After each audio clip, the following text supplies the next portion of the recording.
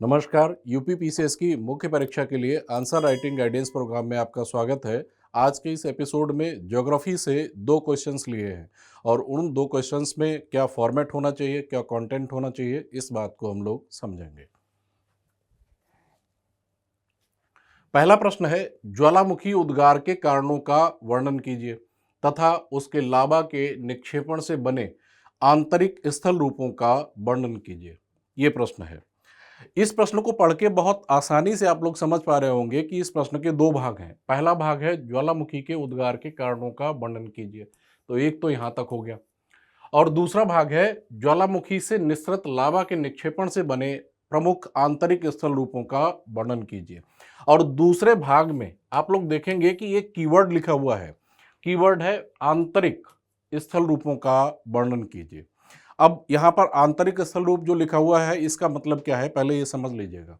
ज्वालामुखी भू सतह पर एक ऐसा छिद्र होता है जिससे पृथ्वी के आंतरिक भाग से तप्त चट्टानी पदार्थ अर्धद्रवित अवस्था में ऊपर की ओर निकलता है, उसे कहा जाता है ज्वालामुखी। तो जो ज्वालामुखी के उद्गार के समय जो तप्त चट्टानी पदार्थ अर्धद्रवित अवस्था में निकलता है, जब तक वह भू सतह के नीचे रहता है तब तक उसे मैग्मा कहा जाता है। और जब वही तप्त चट्टानी पदार्थ अर्धद्रवित अवस्था में भू सतह के ऊपर आ जाता है तब उसको लावा कहा जाता है। ज्वालामुखी से निसृत लावा से दो प्रकार के स्थल रूप बनते हैं। भू सतह के ऊपर लावा के उद्गार से और लावा के ठंडे होने से जो स्थल रूप बनते हैं उनको कहा जाता है बहिर्वेदी स्थल रूप। और जब लावा भू सतह के नीचे ही ठंडा होकर और विभिन्न आकृतियों में जम जाता है, तो इस प्रकार से भू सतह के नीचे लावा के या मैग्मा के जमने से जो स्थल रूप बनते हैं उनको अंतर्वेदी या आंतरिक स्थल रूप कहा जाता है। तो इस प्रश्न में दूसरा जो भाग है उसमें आंतरिक स्थल रूपों के बारे में विशेष रूप से पूछा गया है। अब इस प्रश्न के उत्तर का फॉर्मेट क्या होना चाहिए, इसके बारे में मैं आप लोगों को बताए दे रहा हूं। सबसे पहले आप ज्वालामुखी का परिचय देंगे, हेडिंग नहीं डालेंगे। ज्वालामुखी का परिचय, ये हेडिंग नहीं डालनी है आपको, बस यहां पर समझाने के लिए मैं आपको ये लिख कर दे रहा हूं। लेकिन जब आप परीक्षा में उत्तर लिखेंगे तो ये ज्वालामुखी का परिचय हेडिंग नहीं डालेंगे। और ये जो परिचय है ये 2 से 3 लाइनों में पूरा हो जाना चाहिए, संक्षेप में। फिर प्रश्न के दूसरे भाग के उत्तर के लिए आप हेडिंग डालेंगे, ज्वालामुखी उद्गार के कारण।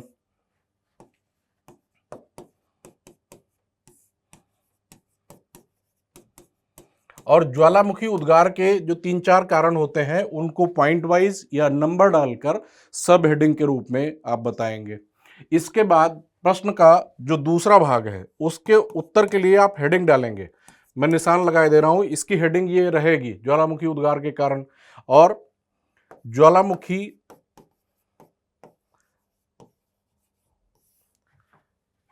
से निसृत या निकले हुए लावा के या लावा से निर्मित आंतरिक स्थल रूप प्रमुख आंतरिक या भू सतह से नीचे निर्मित स्थल रूप।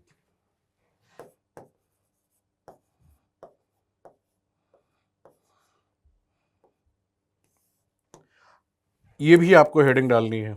और फिर जब प्रश्न के दूसरे भाग का आप जब उत्तर लिखेंगे, ज्वालामुखी से निकले लावा से निर्मित प्रमुख आंतरिक स्थल रूप, इसके अंतर्गत आप बताएंगे लेपोलिथ के बारे में जानकारी देंगे, लेकोलिथ के बारे में जानकारी देंगे, बैथोलिथ के बारे में जानकारी देंगे, सिल डाइक जैसी संरचनाओं के बारे में जानकारी देंगे।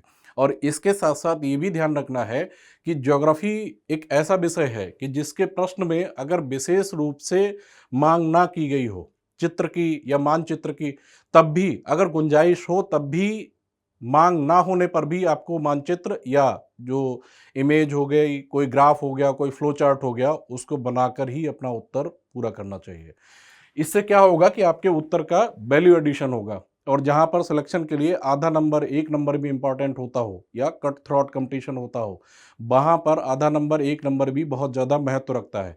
और जब आप अपने प्रश्न के उत्तर को मैप्स के साथ या ग्राफ्स के साथ में या फ्लो चार्ट से जब आप पूरा करते हैं, तब आपके उत्तर का वैल्यू एडिशन हो जाता है और आपको अन्य अभ्यर्थियों की अपेक्षा कुछ अधिक अंक मिलने की गुंजाइश रहती है।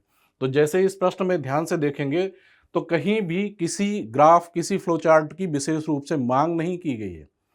सीधा सा लिख दिया गया है कि ज्वालामुखी के उद्गार के कारणों का वर्णन कीजिए, और दूसरा कि उसके लावा के निक्षेपण से बने आंतरिक स्थल रूपों का वर्णन कीजिए। तो इस प्रश्न के उत्तर के दूसरे भाग में आंतरिक जो स्थल रूप हैं उनको ग्राफ के माध्यम से दिखाने की गुंजाइश है। इसलिए लिखने के साथ साथ आप एक ग्राफ बनाकर आंतरिक जो प्रमुख आंतरिक स्थल रूप हैं उनको दिखाएं। इससे आपका उत्तर पूरा होगा और आपको अधिक अंक मिलने की गुंजाइश रहेगी। तो अब लौटते हैं कंटेंट पर। फॉर्मेट मैंने बता दिया कि 2-3 लाइनों में पहले परिचय लिख देना है, इसके बाद फिर हेडिंग डालनी है। ये ज्वालामुखी का परिचय हेडिंग डालनी नहीं है।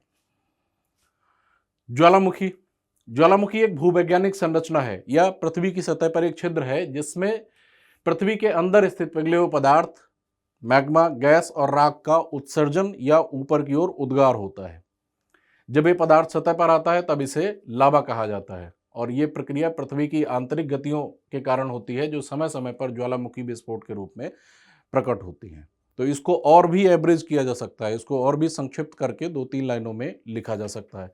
तो ये तो हो गया परिचय। ज्वालामुखी उद्गार के कारण। अब मैंने आप लोगों को बताया था कि प्रश्न के पहले भाग के उत्तर के लिए आपको ये हेडिंग डालनी है, ज्वालामुखी उद्गार के कारण।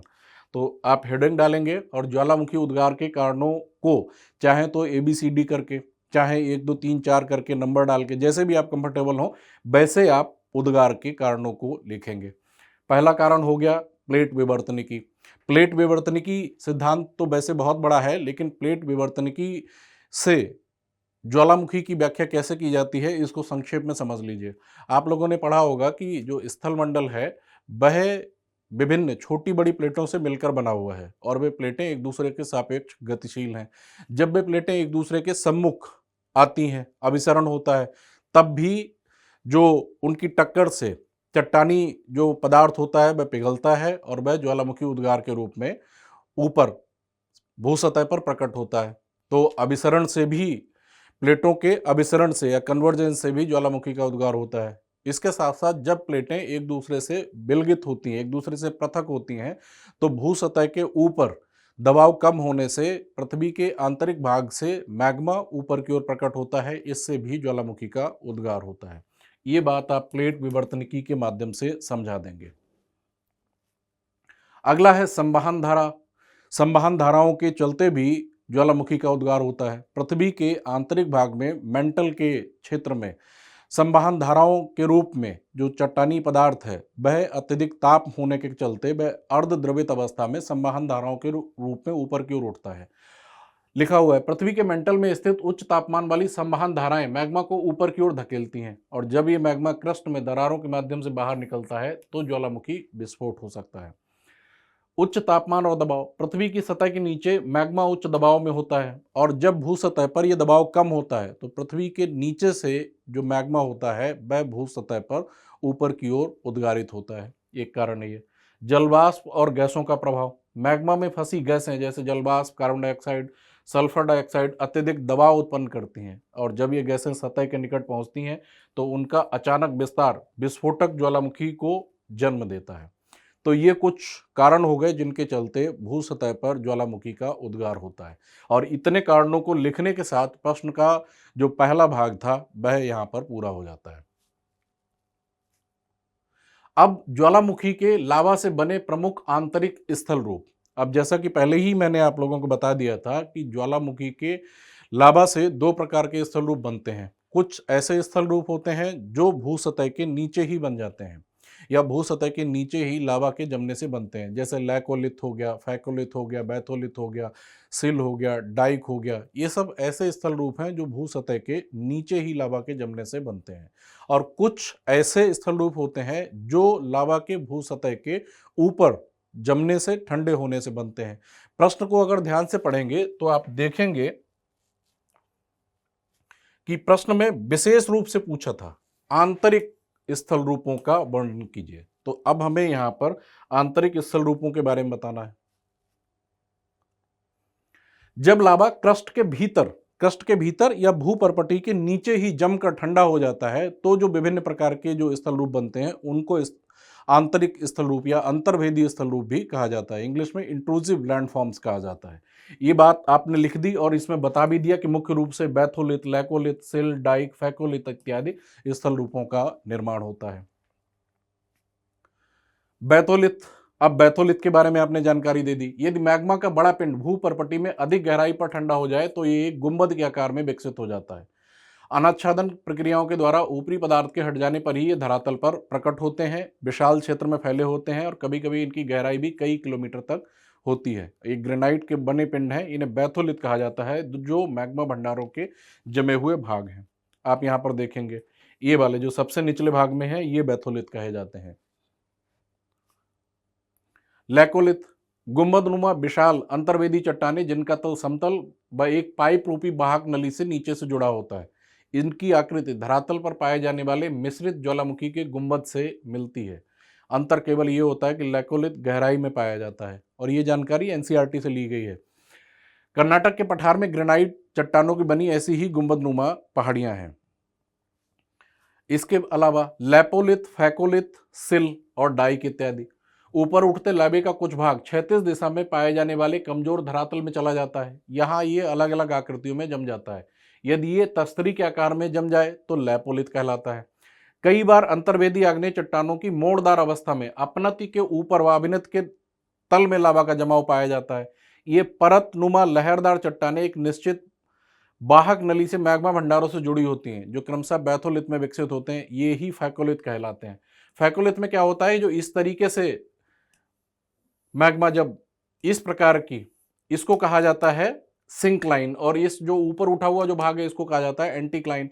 एंटीक्लाइन को हिंदी में कहा जाता है अपनति, और जो सिंक्लाइन होती है वह नीचे धंसा हुआ भाग होता है उसको कहा जाता है हिंदी में अवनति। तो जब लहरदार इस प्रकार से मैग्मा अगर पृथ्वी के क्रस्ट के नीचे, भूपर्पटी के नीचे लहरदार अवस्था में जम के ठंडा हो जाए तो जो आकृति बनेगी उसको कहा जाता है फैकोलिथ। अंतर्वेदी आग्नेय चट्टानों का क्षैतिज तल में एक चादर के रूप में ठंडा होना सिल या सीट कहलाता है। जमाव की मोटाई के आधार पर इन्हें विभाजित किया जाता है। कम मोटाई वाले जमाव को शीट व घने मोटाई वाले जमाव को सिल कहा जाता है। डाइक, प्रवाह दरारों में धरातल के लगभग जब लावा का प्रभाव समकोण पर होता है और अगर ये इसी अवस्था में ठंडा हो जाए तो एक दीवार की भांति संरचना बनाता है, यही संरचना डाइक कहलाती है। तो ये लैकोलिथ, फैकोलिथ, बैथोलिथ, सिल, सीट और डाइक इत्यादि ये ज्वालामुखी के लावा से निर्मित प्रमुख आंतरिक स्थल रूप हैं। इनको लिखने के साथ साथ आपको एक ये चित्र भी बनाना है, और यहाँ पर ये जो ऊपर वाले हैं ये एनसीईआरटी से लिया गया कंटेंट है, संक्षिप्त है, और ये जो इमेज ली गई ये भी एनसीईआरटी से ही ली गई है।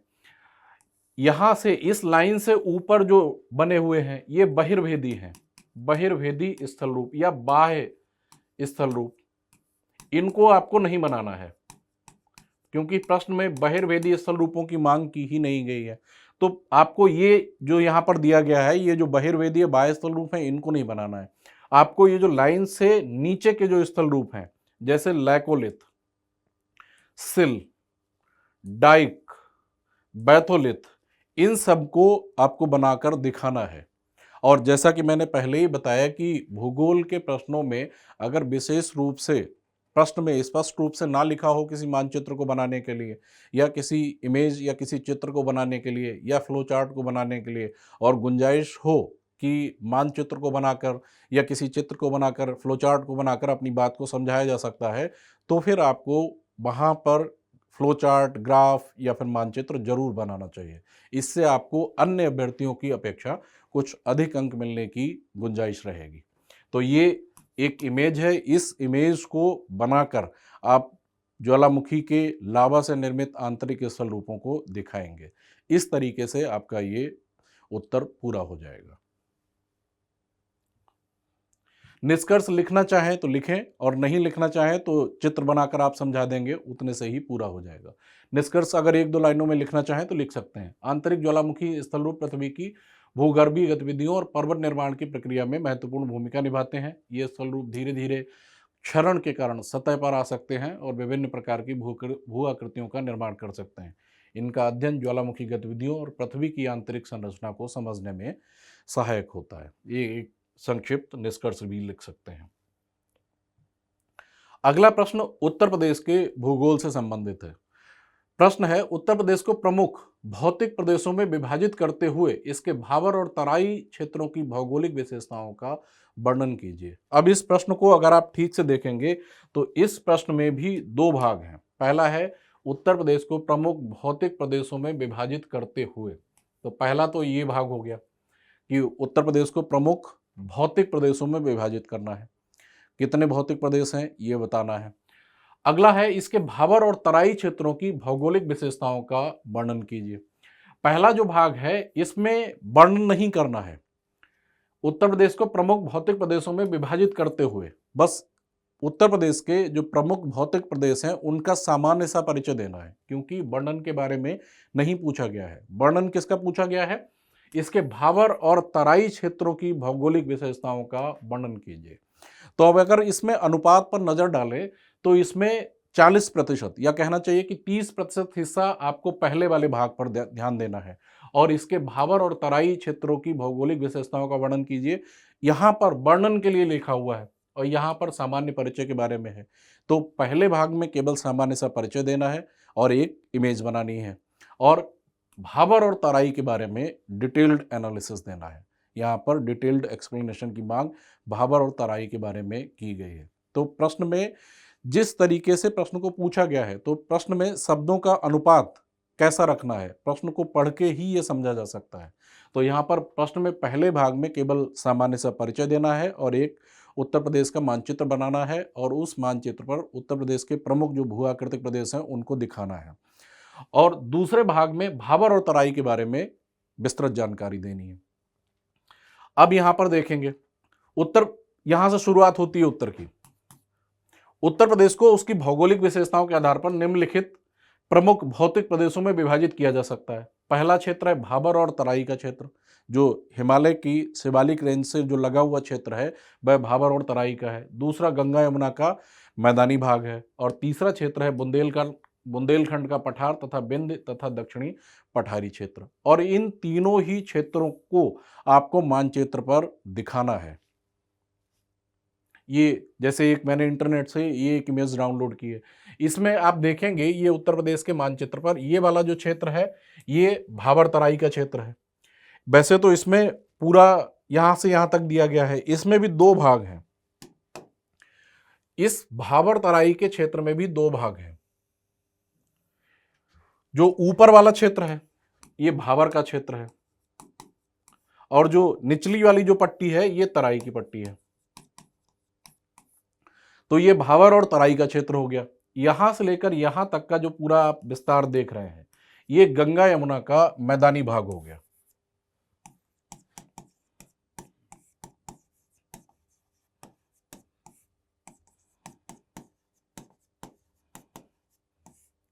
गंगा यमुना का मैदान। और ये वाला जो क्षेत्र आप लोग देख रहे हैं ये बुंदेलखंड का पठारी भाग हो गया और ये इधर विंध्य का उच्च क्षेत्र हो गया। तो ये वाला जो तीसरा क्षेत्र है ये बुंदेलखंड का पठार और दक्षिण का पठारी भाग, ये दक्षिण की उच्च भूमि के नाम से जाना जाता है। मुख्य रूप से यही 3 भू आकृतिक प्रदेश हैं, बाद में इनका ही सब क्लासिफिकेशन किया जाता है। अब यहाँ पर प्रश्न के पहले भाग में पूछा गया था उत्तर प्रदेश को प्रमुख भौतिक प्रदेशों में विभाजित करते हुए। तो पहले भाग में केवल सामान्य सा परिचय देना है और यहाँ पर ये जो लिखा हुआ है, चाहे तो आप लोग 1-2 लाइन लिखकर भी आप यहाँ पर समझा सकते हैं कि शिवालिक से जो लगता हुआ क्षेत्र है वह भाबर तराई का क्षेत्र है। इसके बाद गंगा यमुना का मैदानी भाग है।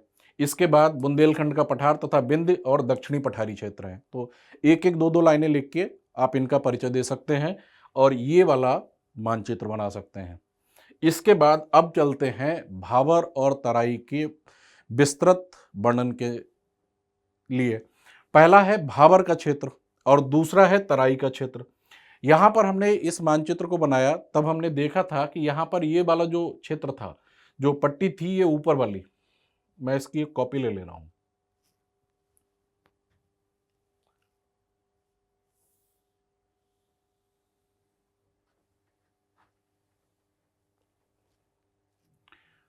ये वाली जो पट्टी है, इसमें भाबर तराई दोनों क्षेत्र दिखाए गए हैं। आप यहीं पर एक लाइन खींच के दिखा देंगे कि ऊपर वाली जो पट्टी है वह भाबर की है और इसके ठीक नीचे की जो पट्टी है वह तराई की पट्टी है।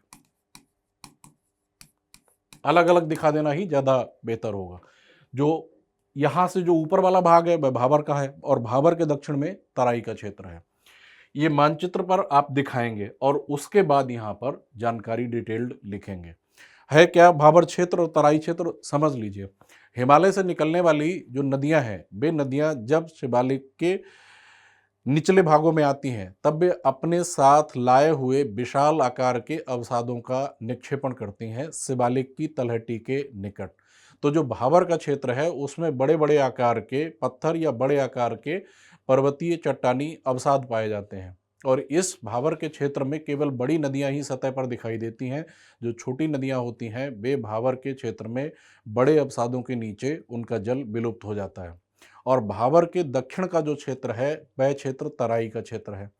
तराई के क्षेत्र में महीन आकार के अवसाद निक्षेपित हुए हैं और तराई के क्षेत्र में वे नदियां जो भाबर के क्षेत्र में धरातल के नीचे विलुप्त हो जाती हैं, वे नदियां तराई के क्षेत्र में धरातल पर या भू सतह पर ऊपर प्रकट होती हैं और उनकी निश्चित वाहिकाएं ना होने के चलते वे बेतरतीब तरीके से रैंडमली वे बिना निश्चित वाहिकाओं के बहती हैं।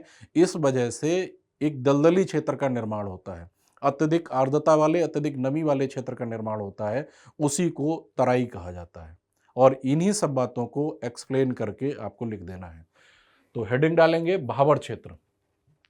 भाबर क्षेत्र उत्तर प्रदेश के उत्तरी भाग में हिमालय की तलहटी में स्थित है और ये क्षेत्र उत्तराखंड की सीमा से सटा हुआ है और पश्चिम से पूर्व तक फैला हुआ है। भौगोलिक विशेषताएं, समुद्र तल से 300 से 400 मीटर ऊंचाई है। ये क्षेत्र कंकड़, बजरी और मोटे पत्थरों से बना है जिससे यहाँ की भूमि जल को अवशोषित कर लेती है और सतही जलधाराएं अदृश्य हो जाती हैं। केवल जो बहुत बड़ी नदियां हैं वे ही सतह के ऊपर दिखाई देती हैं। जो छोटी छोटी धाराएं हैं वे बड़े बड़े पत्थरों के नीचे विलुप्त हो जाती हैं। यहाँ जल स्तर बहुत नीचे होता है जिससे कुएं और तालाब का निर्माण मुश्किल होता है। कृषि क्षेत्र के लिए उपयुक्त नहीं है, लेकिन यहाँ साल और अन्य वनों की प्रचुरता पाई जाती है। कृषि के लिए अनुपयुक्त क्यों नहीं है? आप लोग खुद ही सोचिए कि जिस क्षेत्र में बड़े बड़े आकार के पत्थर, कंकड़, बजरी इत्यादि का निक्षेपण होगा वहां पर कैसे जुताई की जा सकेगी? वहां पर उपजाऊ मृदा होती ही नहीं है, तो वहां पर कृषि नहीं हो सकती। बल्कि वहां पर ऐसे बड़े वृक्ष सर्वाइव कर पाते हैं जो गहरी जड़ों वाले होते हैं, जिनकी जड़ें अत्यधिक गहराई तक भूमि में प्रवेश कर पाती हैं। तो यहाँ पर साल और अन्य कुछ गहरी जड़ों वाले वृक्षों के और वन क्षेत्र पाए जाते हैं। इस क्षेत्र में वन्य जीवों की विविधता देखी जाती है और जिम कॉर्बेट राष्ट्रीय उद्यान इसी क्षेत्र में अवस्थित है। इतनी भौगोलिक विशेषताएं भाबर के बारे में पर्याप्त हैं। अगला है तराई का क्षेत्र। भाबर के ठीक दक्षिण में तराई की पट्टी है। तराई क्षेत्र भाबर क्षेत्र के ठीक दक्षिण में स्थित है और हिमालय से आने वाली नदियों द्वारा निर्मित किया गया है। ये क्षेत्र अत्यधिक उपजाऊ है और कृषि योग्य भूमि के रूप में प्रसिद्ध है और ये एक दलदली क्षेत्र है, अत्यधिक आर्द्रता वाला क्षेत्र है क्योंकि इस क्षेत्र में नदियों की निश्चित वाहिकाएं नहीं होती हैं। इसलिए इस क्षेत्र में अत्यधिक आर्द्रता वाली और दलदली भूमि निर्मित हुई है और इस क्षेत्र में जो अवसाद पाए जाते हैं वे सूक्ष्म आकार के पाए जाते हैं। इस क्षेत्र की मृदा उपजाऊ मृदा है। तराई क्षेत्र का विस्तार भाबर क्षेत्र के दक्षिण में नेपाल की सीमा से लेकर गंगा के मैदान तक है। बलुई एवं चिकनी मिट्टी से बना हुआ है जो अत्यधिक उपजाऊ होती है। नदियां जलोढ़ निक्षेप छोड़ती हैं जिससे यहाँ दलदली भूमि पाई जाती है। यहाँ का जल स्तर ऊंचा होता है जिससे कुएं और तालाबों से आसानी से जल उपलब्ध हो जाता है। ये क्षेत्र कृषि के लिए अत्यंत उपयुक्त है। यहाँ धान, गन्ना, मक्का तथा गेहूं की खेती व्यापक रूप से की जाती है। तराई क्षेत्र में घने जंगल, घास के मैदान और विविध प्रकार के वन्यजीव पाए जाते हैं। ये क्षेत्र दुधवा राष्ट्रीय उद्यान का घर भी है या दुधवा राष्ट्रीय उद्यान इसी तराई क्षेत्र में ही पाया जाता है और इतनी विशेषताएं तराई क्षेत्र के बारे में पर्याप्त हैं। और ये आपको एक मानचित्र बनाकर चाहे तो फिर से एक मानचित्र बनाकर दिखा दें, या जो आप पहले जो भू आकृतिक प्रदेश दिखाएंगे उत्तर प्रदेश के, चाहे तो उसमें ही दिखा दें। और लेकिन ये मानचित्र बनाना जरूरी है, और चाहें तो इसमें निष्कर्ष के रूप में एक दो लाइनें भी लिख सकते हैं। उत्तर प्रदेश का भाबर और तराई क्षेत्र भौगोलिक दृष्टि से एक दूसरे से भिन्न है। भाबर क्षेत्र ऊंचाई पर स्थित, जल अवशोषित करने वाला और कम उपजाऊ है, जबकि तराई क्षेत्र नमी से भरपूर, जलोढ़ मिट्टी से निर्मित और कृषि के लिए अत्यधिक उपयुक्त है। ये दोनों क्षेत्र मिलकर उत्तर प्रदेश के प्राकृतिक संतुलन और जैव विविधता में महत्वपूर्ण योगदान देते हैं। और इस तरह से कुछ बातें आशावादी, कुछ ऑप्टिमिस्टिक बातें लिखकर समराइज करते हुए उत्तर को निष्कर्ष लिखा जा सकता है। और इस तरीके से आपका ये दूसरा उत्तर भी पूरा होता है। और इन दो प्रश्नों के फॉर्मेट और कंटेंट के साथ आज का एपिसोड ये समाप्त होता है। अब हम लोग अगले एपिसोड में मिलेंगे। धन्यवाद, नमस्कार।